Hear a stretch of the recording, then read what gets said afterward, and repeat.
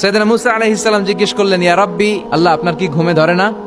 আল্লাহ বললেন, কোনো কথা বলা যাবে না, দুইটা গ্লাসের ভেতরে পানি নাও, পানি ভর্তি গ্লাস নিয়ে তুর পাহাড়ের উপরে দাঁড়াও। সাইয়েদনা মুসা আলাইহিস সালাম দাঁড়ালেন। আল্লাহরে আবার জিজ্ঞেস করলেন, আল্লাহ আমি জিজ্ঞেস করলাম কি আর আপনি করতে বললেন কি? আল্লাহ বললেন, কথা বলো না, যা বলেছি তাই করো। তো মুসা আলাইহিস সালাম কিছু বলতে পারে না, পানি নিয়ে দাঁড়িয়ে রইলেন। মুসা আলাইহিস সালামকে আল্লাহ বললেন, তুমি দাঁড়িয়ে থাকো আর ঘুম রে বললেন, ঘুম তুই মুসারে ধর।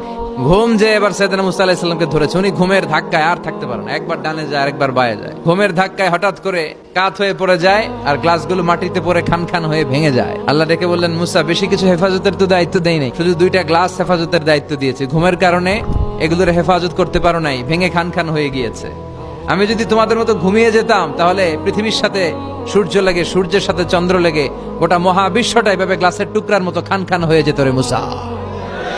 এজন্য লা তাখুযুহু সিনাতু ওয়ালা নাওম, আমার ঘুমেও ধরে না, ঘুমের আগে যে তন্দ্রা আসে ওইটাও ধরে না।